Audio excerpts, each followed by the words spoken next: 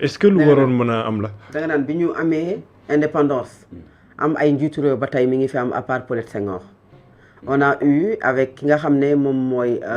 Elisabeth solidarité partage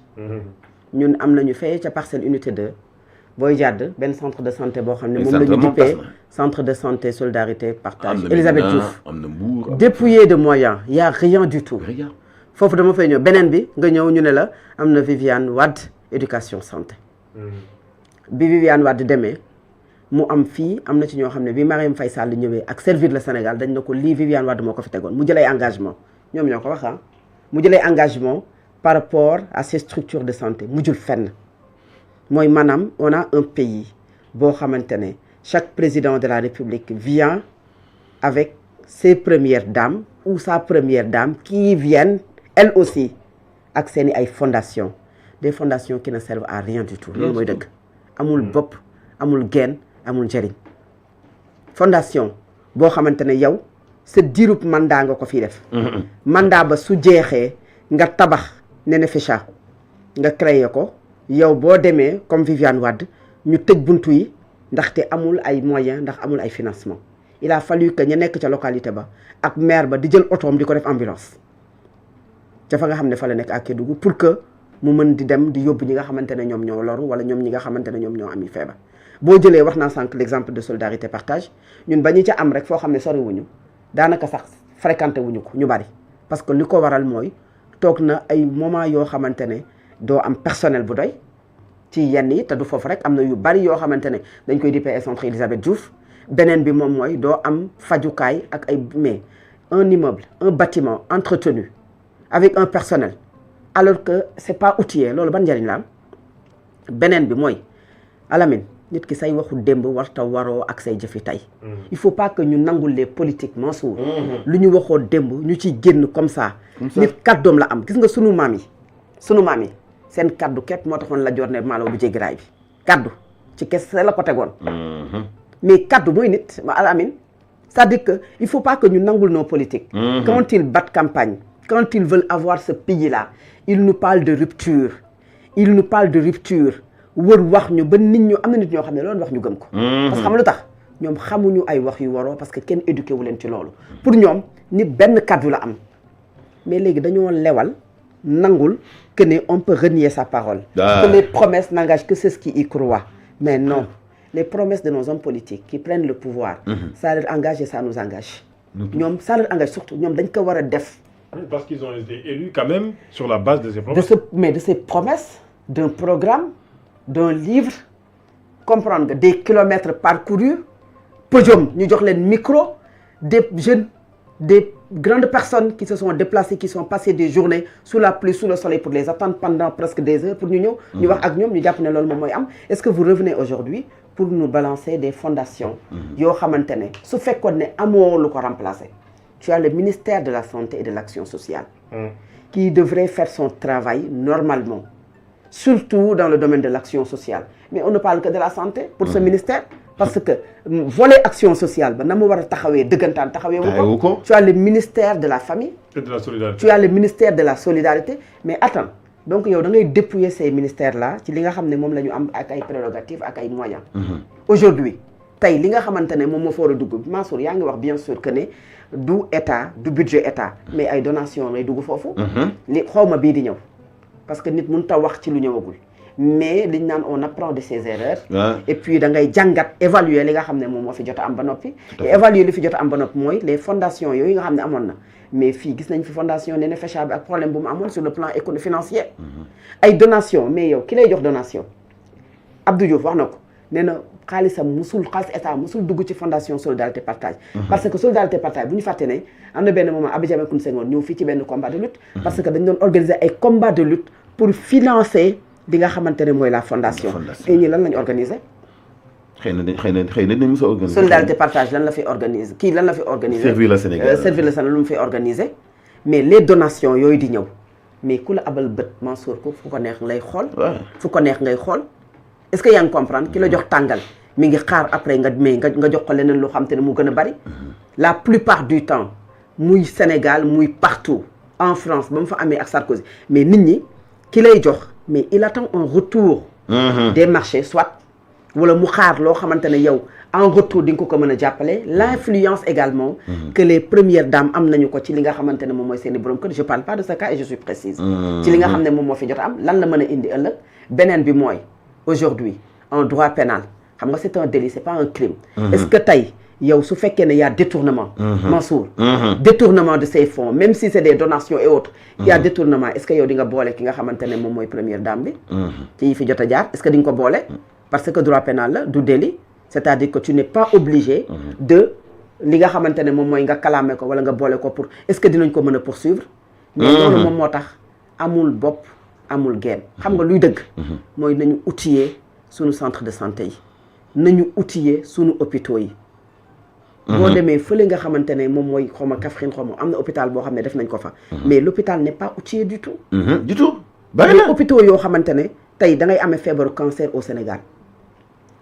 il faut essayer de faire de telle sorte que le ministère de la santé et de l'action sociale mën a am ay moyens de communication pour sensibiliser su leen neexee nag ñoom ñu dem dugg ci volet boobu jàppale leen dans la communication yaa ngi comprendre jàppale leen dans la sensibilisation afin que les femmes mën di teel a dépister wu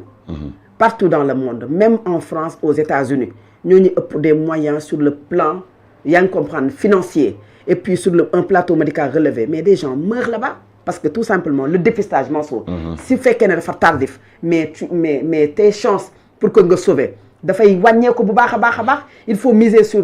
la sensibilisation beneen bi mooy fexe ba njëkk yi yomb pourquoi dans le privé il faut 4 millions 5 millions pour se soigner de la maladie du cancer loolu c'est le rôle du ministère de la Famille de la Santé c'est le rôle du ministère de la Solidarité pourquoi dans nos hôpitaux publics yaa ngi comprendre pour que nga mën a def li nga xamante ne moom mooy nga mën a def nu ma koy waxeeti sax boo amee cancer j'ai oublié un peu le nom non pas dialyse c'est les insuffisances rénaux yi la insuffisance rénale yi la chimio ak yooyu pour nga def ko mais pourquoi la liste parfois la queue elle est longue loolu duñ ko jéem a xool dañ koy outiller Mansour duñu jéem a xool les diabétiques les enfants qui ont le diabète comment nu ñuy def ba gën mën a fexe nu ñuy def ba insuffisance rénale bi nga xam ne mi ngi ci dëkk bi nga xamante ne même s'il y a la gratuité des soins mais les médicaments sont chers il y a une longue file d'attente les machines sont souvent en panne pourquoi ñun Sénégal ñuy def la charrue avant les pourquoi duñ jiite li nga xam ne moom moo ëpp solo léegi lan lañ ci bëgg pour exposer les premières dames man je suis toujours pour les femmes Mansour moo tax tout le temps nga man gis naa nga may kobos sax ci jigéen ñi lii wala jigéen ñi lii moo tax man damay bëgg à chaque fois jigéen ñi di am ndam ba kenn du leen jam naa ni ba pare kenn du leen mën a critiquer est-ce que yaa ngi comprendre léegi li ñu war a poser wu question mooy Mansour Sénégal est-ce que dañoo war a nekk ci dëkk boo xamante ne soo nekkee mais Sénégal mën nañoo xëy suba teel un président de la République nekk jigéen bien sûr waa léegi su président de la République nekkee jigéen Mansour borom këram di général borom këram day bàyyi liggéeyam dem créer fondation c'est une question que je pose man de bu doon ma créer fondation. day bàyyi liggéeyam dem créer su fekkee ne première dame bi aujourd'hui dafa am beneen position boo xam te ne Sénégal tey jigéen moom moo ko jiite nekk président de la République est-ce que aujourd'hui on va pas dire première dame peut-être le premier homme maintenant est-ce que ce premier homme su fekkee dafa nekk ci benn échelle bi est-ce que moom da koy bàyyi dem créer fondation Mansour loo xamante ne amul njariñ jartal lewal jartal rafetal jartal wutal maanaam ay porox ndoll yoo xamante ne mën nañu fa jaar ñaar moo mën a am su fekkee ne vraiment ñoom dañoo bëgg a taxawal loolu nañu ko def noo xamante ne dafay nekk une fondation permanente xam nga ñoom dañu ne y a 2 premières dames au Sénégal léegi mais demain rien n'interdit aujourd'hui au président de la République s'il est polygame ou s'il a signé polygame d'avoir quatre dames parce que diine moo ko may waaye léegi Mansour soo amee ñeenti soxna sa ñeenti soxna yooyu dañuy def fondation wala ñoom dañuy seq benn fondation donc ñaari fondation lay doon xam naa ñaar ñi seq lii parce que bii benn fondation pour 2 premières dames kenn ki nee na elle gère la santé l'autre gère l'éducation et les questions transversales kan moo koy gérer kan mooy gérer les questions transversales yi nga xam ne dafay am tamu am solo beneen bi su fekkee dañoo bëgg nañu xool naka la ñu koy tëggaatee xam nga tëggaat ko mooy nañu ko boole li ñuy boolee kon nañu boole notion de première dame ci suñu constitution nañu def une fondation permanente Mansour xam nga fondation permanente mooy lan fondation boo xam ne ni ñuy donnee présidence de la République nañu ko donnee noonu kon fondation yi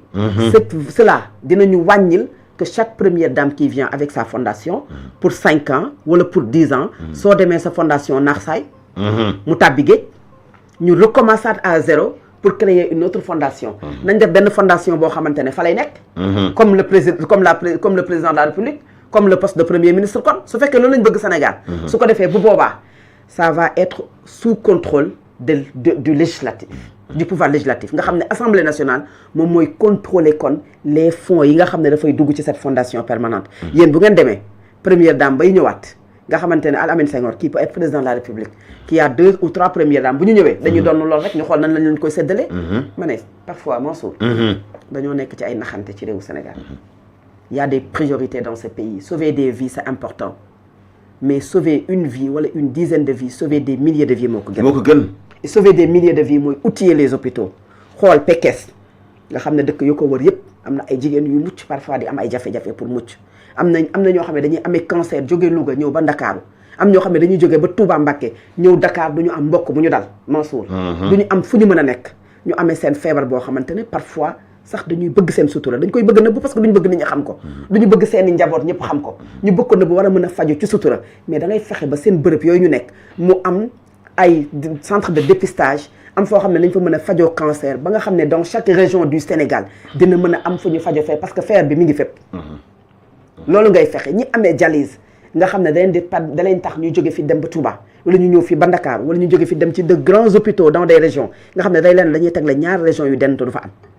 nga xam ne il faut des kilomètres pour faire dialyse yow nga amee dialyse war a def 3 séances de dialyse dans la semaine Mansour tu habites dans une localité où il n'y a pas de machine de dialyse mais nan ngay dundee ni kay ñaar ñoo fi nekk muy Touba ak Dakar Touba Dakar waaye léegi nag ñi dëkk Kolda dëkk Matam dëkk Ziguinchor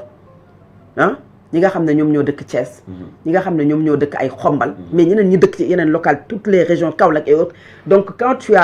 es insuffisance rénale yaa ngi comprendre donc yow da ngay jógee sa diwaan 3 fois dans la semaine nga war a dialyse Mansour donc da ngay jaabante dem ñibbi sa kër balaa ngaa yegg ak sa coono bi ngay daj nga ñëwaat pour que le surlendemain tu reviens à Dakar ou bien tu vas à Touba mais duñu xool naka la ñuy relever le plateau médical duñu xool naka la ñuy def ba sunu santé bi nga xamante ne dans les pays développés dara taxul nit ñi di daw di faju ji à l'extérieur Mansour mooy aujourd'hui tu as boo demee Espagne tarjeta sanitaire carte sanitaire tu n'as pas besoin d'être régulier d'être légal dans ce pays pour se soigner parce que xam nañ ne la santé n'a pas de prix fii Sénégal la santé a un coût et un coût exorbitant mooy boo amul xaalis doo faju pour nga dund pour nga am espérance de vie bu sori Mansour dafay méngoo ak nga am moyen yoo fajoo loolu mooy Sénégal ñenn ñi nga xam ne dañuy daw ci biti réew pour di faju ji parce que boo fa demee même su fekkee fayoo soo yegg say hôpital am na geste boo xam ne Mansour baa xam nga ne yow soo ko defee rek c'est l'urgence moom mooy daw vers toi su la neexee nga bës pronto soccorso woote sa kër ambulance bi ñëw ba sa buntu kër jël la yóbbu la urgence tu seras priorisé ñu jox la soins yi mat génn la sa feebar ci saasi faj la ci saasi suñu paree doog lijjanti leen Sénégal boo yegsee liñ lay njëkk a laaj mooy caution la njëkk a laaj boo joxewul say njaboot di wër ñii di woote ci groupe bu famille yi di ñaan ñii dem di ñaan wax na ko léegi mais ces fondations là déshumaniser nit ki la xaawi suturaam la weer ko la alors que loolu ministère de la santé moo war teg ay bànqaas yoo xamante ne et de l'action sociale toute personne boo xam ne tu as une carte sanitaire tey même tolluñu développement bu Espagne wala bu France mais au moins di nga mën a am le minimum muy les premiers soins nga xamante ne tey boo defee sa tour ñu jël sa carte d'identité jël li ñu war a jël yëpp am na loo xam ne tey état moo koy jël en charge ça c'est le volet social de tout un pays au lieu de créer des fondations yoo xamante ne c'est une porte ouverte ci yoo xamante ne kenn bëgg ko tudd ci réewu Sénégal et aussi pour exhiber wala boog maanaam pour fësal li nga xamante ne mooy l'aspect politique amul benn aspect sanitaire amul benn aspect économique tey boo demee ci yenn sànq juñu naa ko ci ay dispensaires yi nga xam ne ay stagiaires ñoo fay nekk faatu dugg fi ngay fajoo Al Amine dugg fi ngay fajoo li la jëkk a gàttandu mooy xet bu neexul ay karaw yu toj ay xale yi nekkul ci condition yu baax yoo xam yow daf lay wóor ni yow bu fekkee mën nga dara au moins booy dem di nga leen bàyyi benn petit 5000 sax boo xam ni dinañu la sax xaw a kontaanee pour yow li nga doon faju si foofu mën a sotti amul traitement bu am solo pratiquement buñ la bindalee ordonnance boo xëyee dem fekkaat fa ki nga xam mooy ICP bi infirmier chef de poste bi. mun na la changer laat lépp. c'est ça. nga xam ni kon amul woon assurance gis nga li may faral di wax gis nga réalité yi am ci village ak gox